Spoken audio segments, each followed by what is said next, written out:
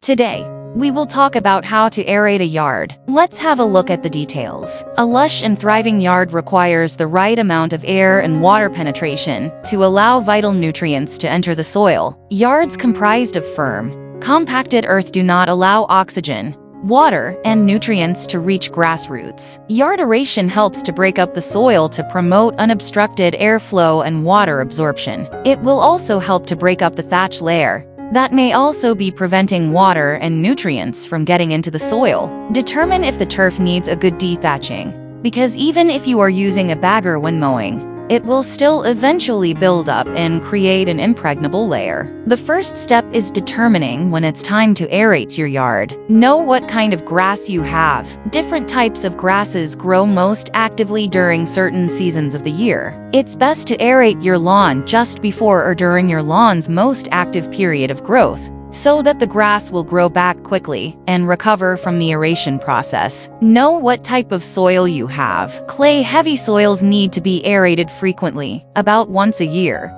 since the soil tends to be dense and compact. Sandy soils can be aerated every 2 years or so. Know your lawn habits. Do you drive on your lawn often, or frequently have large groups of people walking over it? Lawns that are trampled often need to be aerated once a year to prevent the soil from getting too compact. The second step is preparing to aerate your yard. Decide which type of yard aerator to use. There are 2 types of aerators, power and manual. Choose the one that best fits your needs. A power yard aerator is a gasoline-driven machine that is best suited for large yards. This type of aerator uses a spike system to poke holes in the soil, a coring system that pulls plugs of soil out of the ground to allow for water and nutrient absorption. You can rent a power yard aerator from a landscape company by the day for a small fee. Talk with your neighbors about splitting the cost of the rental and sharing the machine. Prep the yard for aeration. Yard aerators work best on cleared, mowed yards. If you have sprinklers, then turn them on for a short time first and mark where each one is so that you can avoid them. Rake debris like leaves,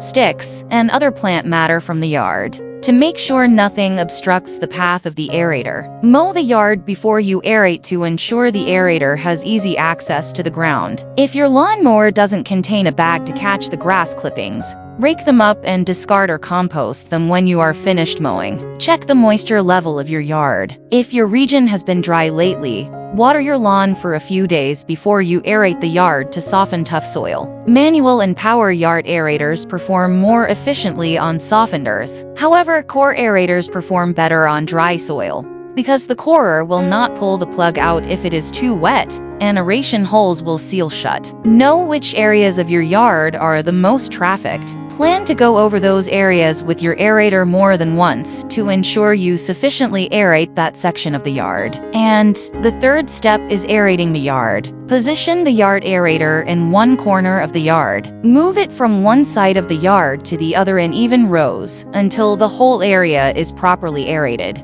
Don't cover the entire yard more than once. Only double over areas that need extra aeration. If your yard requires further aeration, run the yard aerator in the opposite direction from the first pass you took to maximize aeration. Leave the cores of the earth alone after you aerate. These cores will compost over time and benefit your yard with nutrients. Fertilize your yard after you aerate it. Spread compost, sand, peat moss, or another fertilizer over your yard to help your lawn spring back from aeration. The fertilizer will be absorbed easily through the newly made holes. Thanks for watching this video. Please don't forget to like and subscribe to our channel if you like our videos.